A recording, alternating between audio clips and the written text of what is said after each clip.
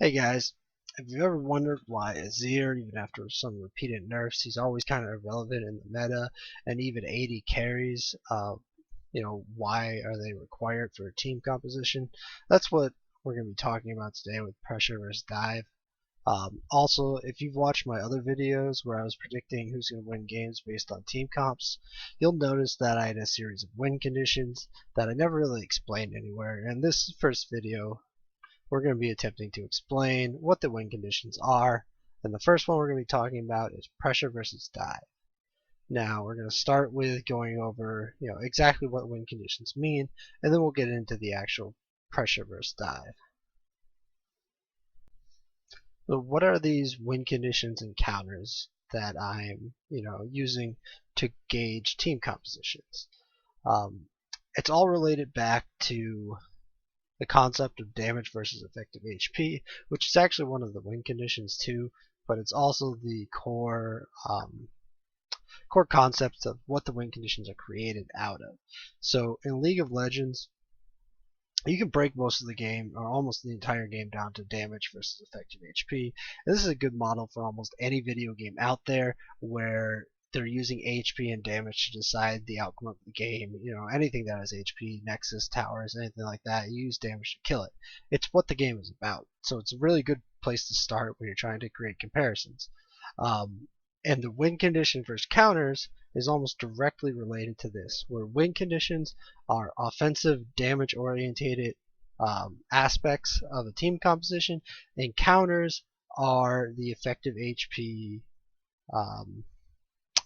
orientated defensive measures to even out what this offensive damage is geared towards. So with pressure and dive, you're going to see pressure's damage goal is to take advantage of the pressure advantage, which is a free damage area where you can attack the enemy and they can't attack you. The counter to that is going to be dive, where you dive through that area so they can't take advantage of having that area. It's pretty straightforward, but exactly what this pressure is what we're going to be getting into now. So pressure in League of Legends.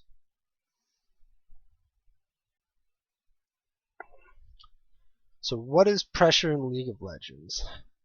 Pressure in League of Legends is having a range or time advantage over the enemy in your ability to kill them or to kill objectives and take objectives. This causes an effect on the enemy when you have this advantage, and that's what the diagram we have here is, where Sivir I have drawn with 2 yellow arrows indicating that if she is in this pressure advantage zone of Jinx, she has to decide, does she want to engage in a fight or run away. And it's easily predictable because those are kind of her only 2 options. And if she stands there in the pressure zone, she's going to take a lot of extra damage, which means she's probably going to end up losing a fight or whatever if she engages, or she'll have to run away and give ground to an objective. So that's what pressure does. And it's the same with map pressure too. If you're pressuring an objective, you're either forcing the enemy team to go defend that objective or go somewhere else on the map to trade, or to trade for an objective.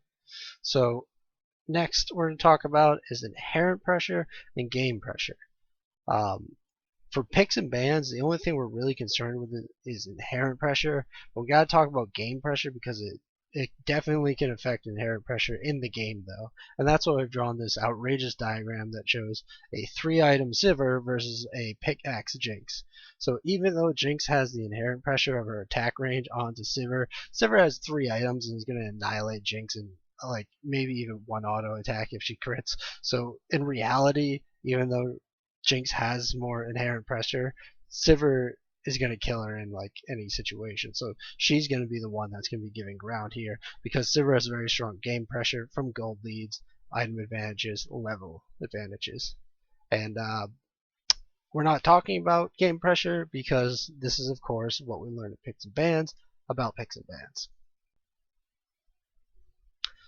So why consistent pressure is important. We've gotten rid of game pressure that we're not talking about. We're not talking about map pressure.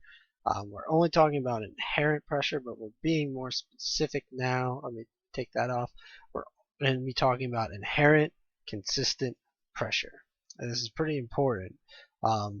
Now, if you look at champion abilities, you will notice that there are a lot of abilities that can create pressure even longer ranges than champion auto attacks.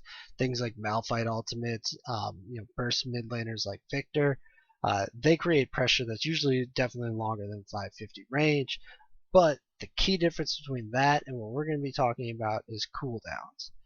All these other abilities come with cooldowns that are usually longer than a fight or longer than a decisive point in a fight, and the resources that can be spent during a fight. And once they're all spent, you're going to be left with the inherent consistent pressure. If there's an advantage there, you're going to be in for a really tight situation in a team fight. If you've already expended all your resources, you're basically going to lose the fight as long as the AD carries are relatively similar with just the range advantage. Now, duration is very important for this too, and that's also tied in with cooldowns, but things can be considered consistent pressure if the cooldown is small enough that you will not lose an objective when it's on cooldown, and that the duration of the buff, like Kog'Maw's Bioarcane Barrage, is longer than the decisive parts of a team fight. And like I was saying with Kog'Maw, he's a perfect example of this. It lasts for 8 seconds, which is more than enough time to actually get kills and stuff in a team fight. And its cooldown is 17 seconds, which is short enough to fit between like minion waves to a tower while you're defending. And it's close. It's maybe a little longer than like the time to kill on a Baron or Dragon if the enemy team is attempting to do that. And you can directly compare this to Twitch Ultimate, which isn't really consistent pressure because of course the cooldown on it is longer than minion waves coming to the tower, so you might be only able to use it once, and then another pressure from the enemy team, you're not going to have it, and it's just not there. So another thing to mention about this consistent pressure is range is very important. The average range you need in order to consider yourself having an advantage with consistent pressure is about 100 units. Why this is the case? Because the duration that your character is auto attacking a champion who is about 100 or 400 move speed, which is kind of average. Some champions will be faster. They can cover 100 units just about in the duration that you're using an auto attack. So if you doing one auto attack allows them to enter into the point where they can now start auto attacking you, you're not really taking advantage of your pressure difference. So 100 units is usually when this starts to become relevant, and that covers basically consistent damage. In this range, the strength of it is you have a free area where you can deal damage to your enemy and they can't do anything back, and you're not using resources, so it's free damage, which is fantastic.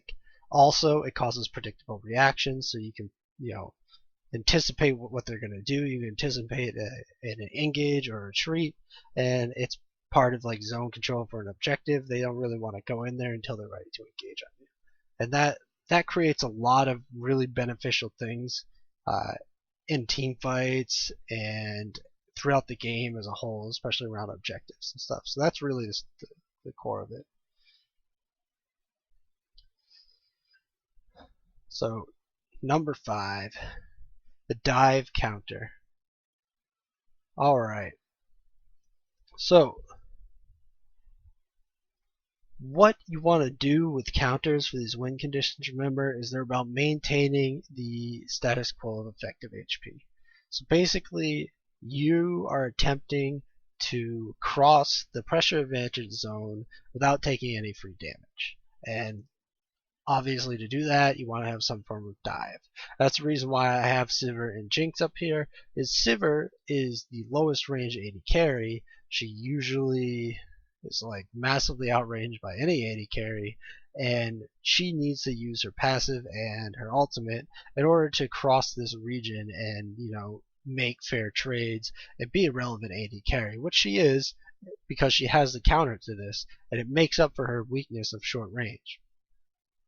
And that's, it's balanced. So she's neutral. She kind of neutrals out versus other AD carries, and that's what the counter is. So with your team compositions, if you're running a team comp and they get like Azir or Kog'Maw or something, and you don't have any AD carry, say you already picked your AD carry, it was Vayne, you're going to know that you need to pick some champions that are going to be able to dive in and either occupy the um, Kog'Maw so that your AD carry can cross the range and start dealing damage to things, or speed up your entire team so that then your entire team can cross the area and not take a lot of free damage. And that's the big relevance to picks and bans. To add in before we go to the examples, just a few key champions for this. Mostly, I want to say all the champions that really have pressure advantages are AD carries, where the best ones are like Jinx, Kog'Maw, Tristana gets there eventually, even Caitlyn to a certain extent, but remember she's really close to 100 range off of the 550, so she's not as powerful as Jinx or Kog'Maw. And also, Azir is the other champion that's really strong. Why Azir? Because he's not an AD carry, but he can use his Q to move his minions to 800 range and then auto attack from that point on.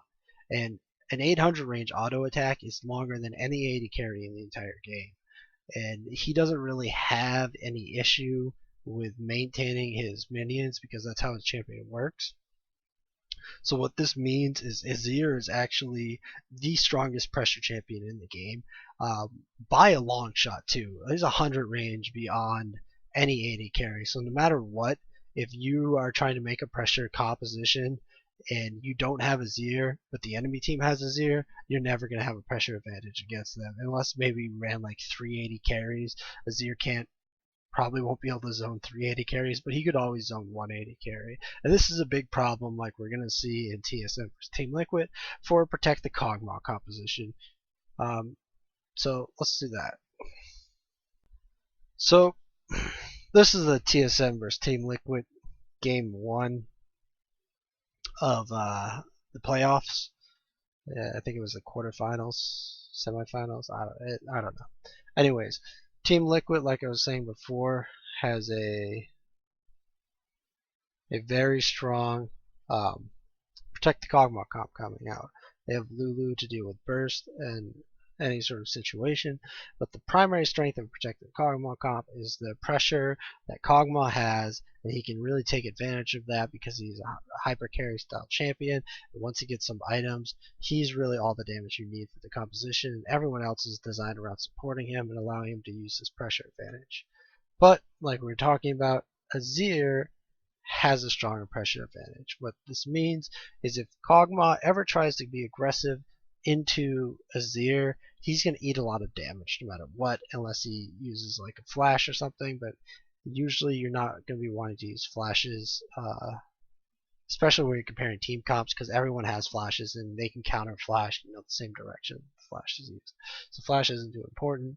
The speed up by Lulu can help him, beat out the range, but it's just generally not enough for Azir because Azir can disengage back into himself. So in this fight, both teams are doing their frontline thing where they kind of kill the tanks in the front line. It's not particularly significant. They're just like DPS racing right now to see who has more damage. And their damages are about the same because Kog'Maw's pretty good. And eventually, Team Liquid kills someone, TSM kills someone, and then Piglet tries to take the offensive right here. And this is very quick. Boom, Bjergsen auto attacks, Qs him once and auto attacks him twice. He gets a second auto attack there. And just that was it. Like, Kog'Maw came up, he entered into the free damage zone of Azir, and he took 2 auto attacks. He couldn't stay there any longer if he pushed forward. He was way too much health because Bjergsen's barely even hurt at all. He would have to challenge Bjergsen. Wild Turtle's still there too, so he would have killed Kog'Maw. Oh, he does kill Kog'Maw because he shoots a rock at him. But, I mean, before that, Piglet was perfectly healthy. And Azir essentially nullifies the significance of the protected Kog'Maw composition because he actually has a pressure advantage here, and it's almost inevitable that Team Liquid was not going to be able to really win this game, unless they used map movement and getting picks and stuff that aren't really about the team composition. So TSM, just picking Azir more or less counter the complete composition and the complete strength of the protected Kog'Maw composition because they took the pressure advantage for the primary win condition. So if you were to analyze this game, pretty much Team Liquid is coming into this with 0 win conditions. The only one that they were shooting for was pressure, but TSM took pressure. So there was almost no way for Team Liquid to win unless they were significantly better at the game than TSM. But they're not. They're both professional teams. They're both pretty good at this. So picks and bans will matter more if there's giant holes like this. So with our counter example to pressure here is, how do you beat pressure? You beat it with dive. We're going to look at 2 different times in this EDG versus LGD game. First one we're looking at is simply them killing pawn. It's not really a team fight, but kind of, because both teams are here. And we're going to see God V. He's going right now. Basically, totally dives in. He's spent no time in the free damage range of Def. He didn't take any damage, and it created enough pressure onto Pawn and Def that the rest of his team is allowed to come in. Most importantly is Imp, because Imp's the one that's really going to be doing a ton of damage on LGD. And Imp's able to deliver the auto attacks necessary to kill Pawn in this. They're at a tower, so they have to pull back because EGG's retreating here. But it's the basic concept of you're just running in, you're not taking free damage. The fight was started here before EGG was able to deal any damage to LGD, and it allowed LGD to have a significant advantage in the fight because they were taking, or it's not giving them a significant advantage, but it's stopping a significant advantage that EGDG had. LGD's composition has other advantages in this over EDG. The primary one we're looking at in this is EDG has a very nice pressure comp, and LGD takes advantage of that with dive. So we're going to move to another team fight real quick. This is really cool because it shows everything. It shows a good example of LGG standing in the free damage zone for too long, but LGD has such a significant lead, it doesn't really matter, and their dive engage after standing in that damage area helps them win this fight, even though the fight's kind of neutral. But a lot of it has to do with the fact that LGD stood into the free damage range for too long, even though they kind of win the fight. So right now they're going on Dragon, and they're starting Dragon because they want EDG to engage on them, but they realize pretty quickly that if you don't even have a pressure advantage, then you have to engage on the enemy, and that's what they're going to do.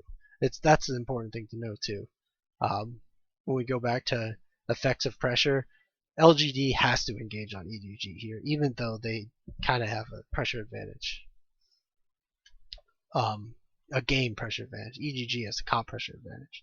And that's what we're kind of seeing now. EGG is just walking up. Coral does do a little bit of an engage, but now we're going to see Kog'Maw. I think he hits his Arcane Barrage, and he starts dealing damage to the front line, where they can only really hit Coral. And Def deals a decent amount of damage, and this is where we're going to stop. So everyone's already hurt a little bit.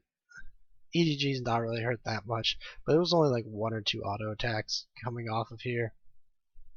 And they're just not, they don't want to be doing that, and they realize they're going to have to engage now. And this is what they do. They throw PYL in there. PYL dives.